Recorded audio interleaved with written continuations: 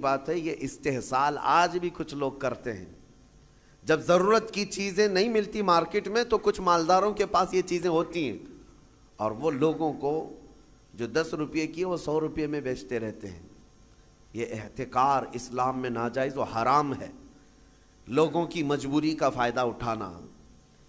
جب تمہارے لیے ضرورت تھی، یہ 5 روپے کا ماسک جو ہے 50 روپے میں بھی بیچا جا رہا تھا، کیونکہ اب لوگوں کو ضرورت تھی۔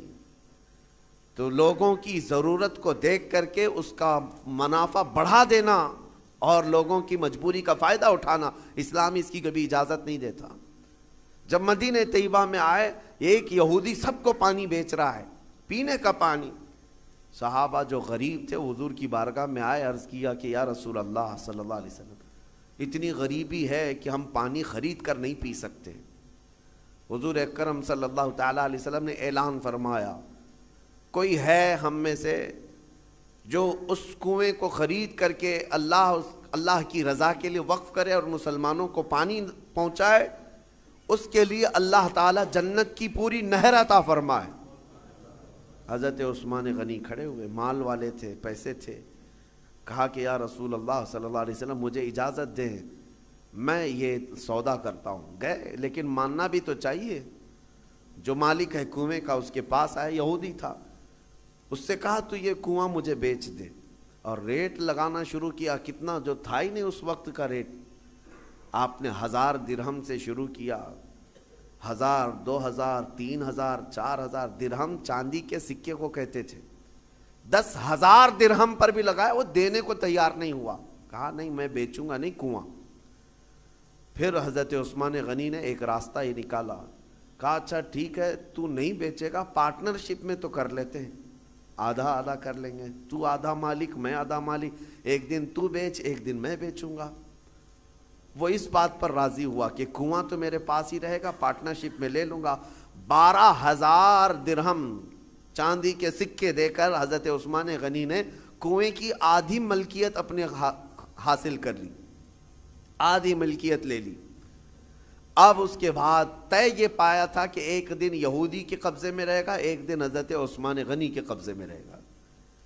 اس کے قبضے میں جب ہے وہ پانی بیچے، جب ان کے قبضے میں ہو تو یہ پانی بیچے۔ حضرت عثمان نے آدھا پارٹنرشپ میں لیا اور مدینے میں آ کر اعلان کر دیا، جسے پانی چاہیے وہ میری باری کے دن مفت میں لے جائے، جس کو اپنے پانی کی ضرورت ہے۔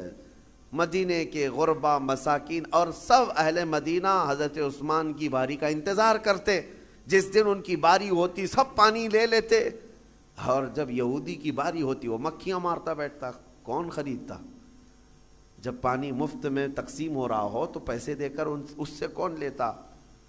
تو اس نے جو سودا کیا تھا پھر وہ کہنے لگا کہ میں تو گھاٹے کا سودا کر لیا۔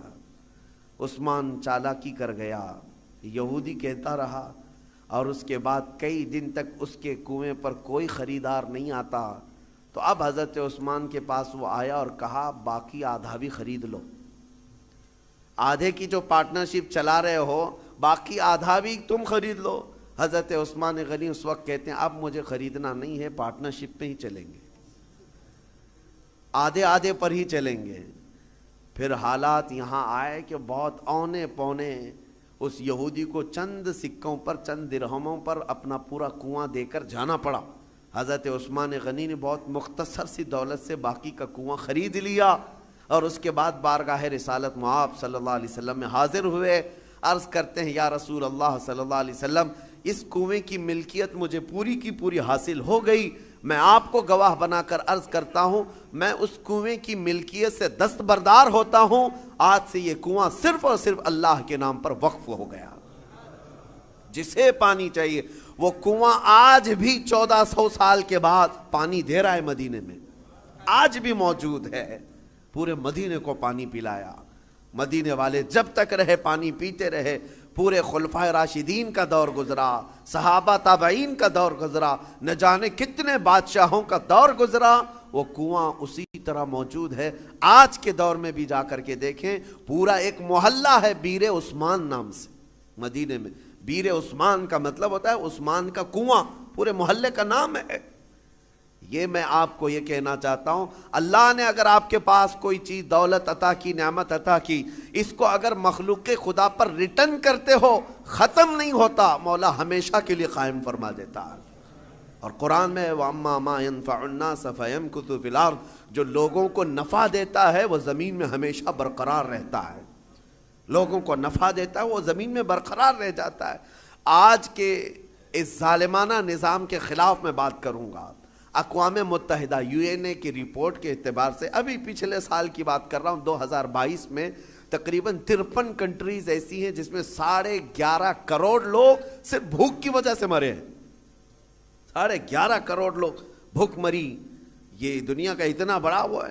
میں پوچھنا چاہتا ہوں، یہ رپورٹ نکالنے والے وہ بڑا ادارہ ہے، اقوام متحدہ UN، جن کے پاس بڑے بڑے کنٹریوں کے بادشاہ آ کر بیٹھتے ہیں میٹنگوں کے لیے، تو رپورٹ نکالنے والوں کو کیا یہ شرم نہیں آتی کہ افریقہ کے غریب بچوں کی تصویریں چھاپ دیتے ہو؟ عربوں کی سونے کی کرسی کو کبھی کیوں نہیں ہلا کر کے پوچھتے کہ تمہارا ایک لقمہ ان کی زندگی بناتا ہے؟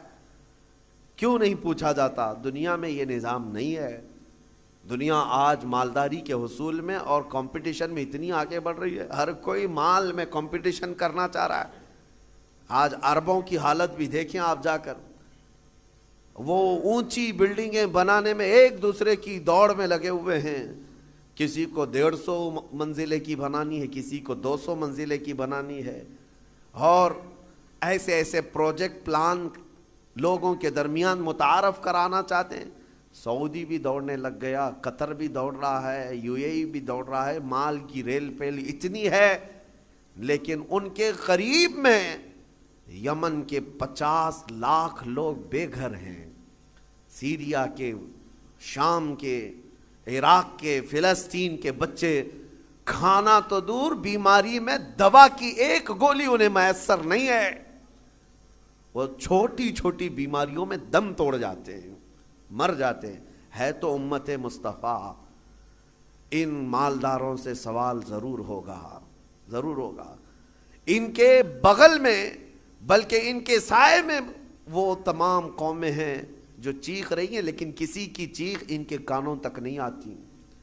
آپ جا کر کے دیکھیں، کھانا ان کے کھانے کا طریقہ یہ ہے کہ 2-4 ہاتھ بڑے برتن پر رکھ کر کے، عرب اس کو فیشن سمجھتے ہیں، باقی پورا کھانا گٹر میں پھینک دیا جائے، پورا کا پورا بکرا بنایا جائے، 2-3 چمچ اس میں سے گوشت نکال کر کے باقی پھینک دیا جائے۔ یہ ہم نے اپنی آنکھوں سے دیکھا ہے۔ 1-2 نہیں، کئی کوئنٹل کی تعداد میں کھانا اس طرح پھینک کر کے بہا دیا جاتا ہے، اور ایک طرف ایک بریڈ کے لیے، ایک روٹی کے لیے سیریا میں بچے دھوپ میں دن بھر قطار لگا کر کھڑے ہوتے ہیں۔ کوئی ریلیف بانٹنے والی تنظیم آتی ہے، اور جو لوگوں سے چندہ کر کے وہاں جا کر کے لوگوں کو خیرات کرنے والی کوئی تنظیم آتی ہے، ایک گاڑی آتی ہے تو بچے ایسے جھپٹ پڑتے ہیں جیسے چیل جھپٹتی۔ ہمارے ساتھ ہوا ہے، ہم بس لے کر کے عراق میں جائیں تو بس کا دروازہ کھولنا مشکل ہوتا ہے، بچے اس طرح سے پورے دروازے کو لٹک جاتے ہیں۔ اکثر تو ہمیں یہ ڈر لگتا تھا کہ کوئی بچہ ٹائر کے نیچے نہ آ جائے۔ ڈرائیور سے ہم بار بار کہتے بھی تھے کہ اتنے بچے ہیں، ایک بار بس کسی محلے میں چلی جائے تو 100-150 بچے 5 سال سے 7 سال کی عمر کے، دیکھو تو ان کے چہرے گلابی رنگت خوبصورت ہے، لیکن الجھے بال، پھٹے کپڑے، اور ہمارے کپڑوں سے لپٹ جائیں، اور بانٹنے والا تھک جاتا ہے۔